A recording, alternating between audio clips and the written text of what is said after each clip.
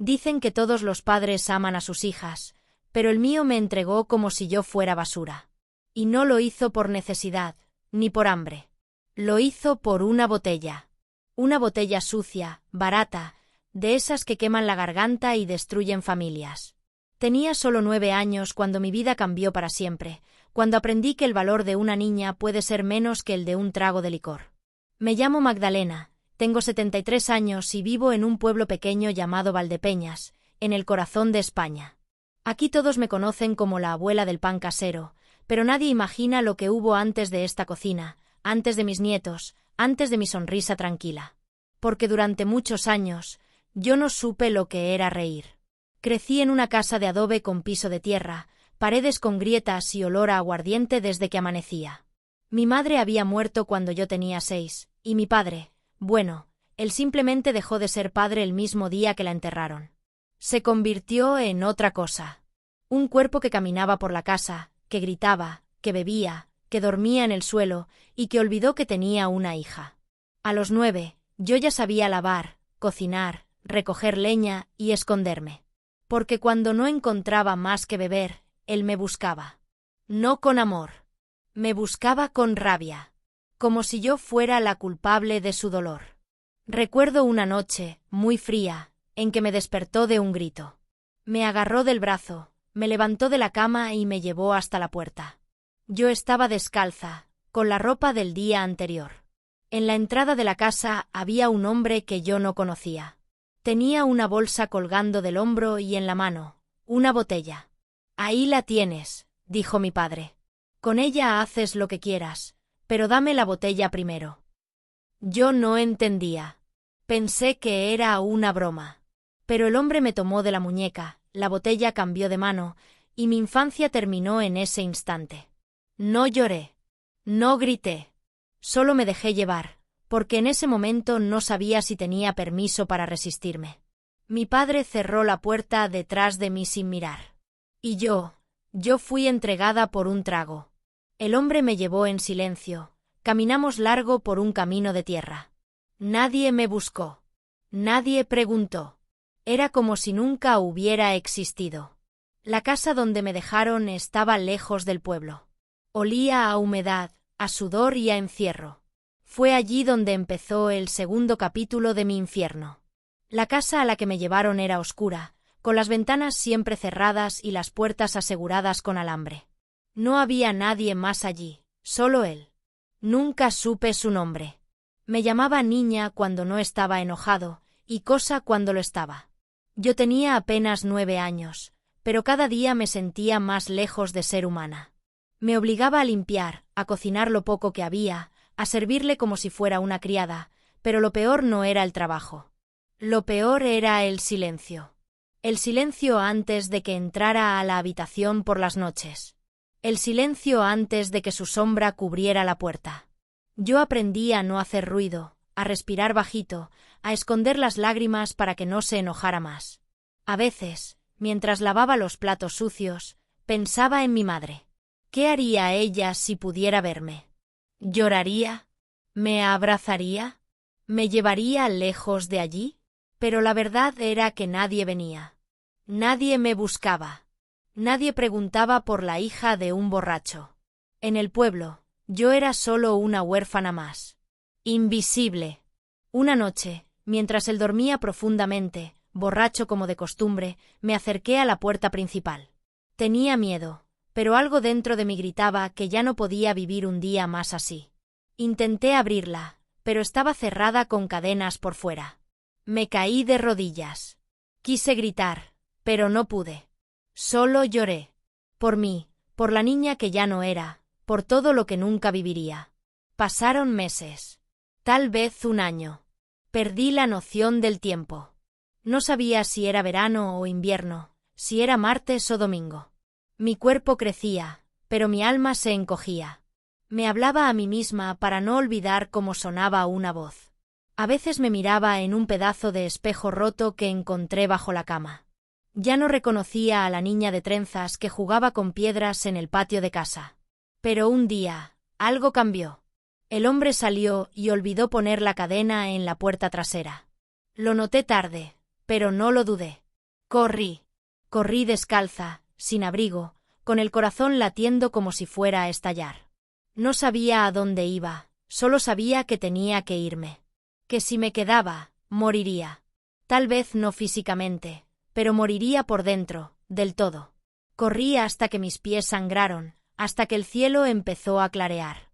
Me escondí entre árboles, detrás de casas abandonadas, hasta que llegué a una carretera. Me senté al borde, temblando. Y fue ahí donde, por primera vez en mucho tiempo, alguien me miró. Un hombre mayor, con cara de buena persona, paró su carro y bajó la ventanilla. «¿Estás perdida, niña?», me preguntó. Y yo no supe qué responder. Porque no estaba perdida, estaba olvidada. El hombre del coche me miró con esos ojos que uno solo ve en personas buenas. Me ofreció agua, una manta que tenía en el asiento trasero y me preguntó mi nombre. Tardé en responder, no porque no lo supiera, sino porque hacía tanto tiempo que nadie me lo preguntaba que dudé si seguía siendo Magdalena. Le dije que sí, que estaba perdida, y él me pidió que subiera. Dudé. Tenía miedo. Pero había algo en su voz que me dio un poco de calor, y por primera vez en años, confié. Me llevó a una comisaría pequeña de un pueblo vecino. Allí, una mujer policía me ofreció comida caliente y un lugar para dormir. Les conté pedacitos de mi historia, con miedo, temblando, sin saber si creerían en mí o si me devolverían a aquel infierno. Pero la mujer me acarició el cabello y me dijo algo que jamás olvidé: «Ya estás a salvo». Pasé semanas en un refugio. Me dieron ropa, comida y, lo más importante, silencio sin miedo. Dormía sin sobresaltos, sin pasos en el pasillo, sin puertas abriéndose en la oscuridad. Conocí a otras niñas como yo.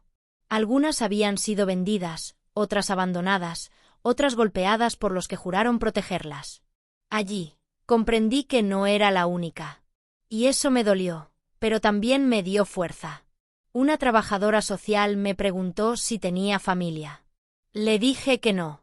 Porque para mí, mi padre había muerto el día que cambió mi vida por una botella. No quería volver a verlo. No quería escuchar su nombre. Pero él no pensaba igual.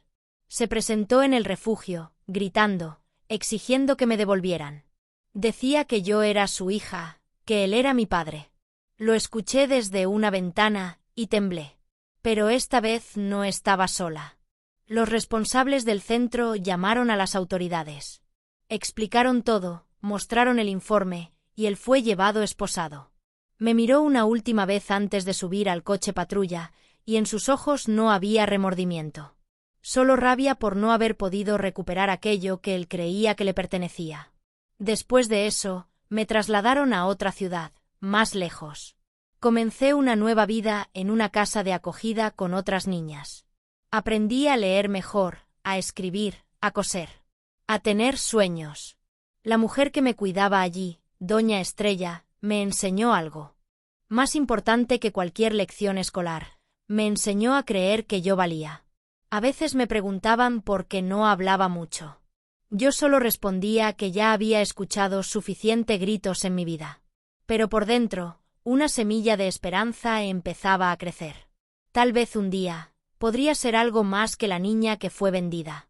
Tal vez un día, podría ser una abuela que contara historias, pero no desde el dolor, sino desde la superación. Los años pasaron. Me convertí en una adolescente silenciosa, siempre atenta, siempre observando. Había en mí una cicatriz invisible que separaba mi mundo del de los demás. Las otras chicas salían a jugar, se reían con facilidad, hablaban de sus sueños. Yo también soñaba, pero en voz baja, con miedo de que alguien viniera a quitármelos otra vez.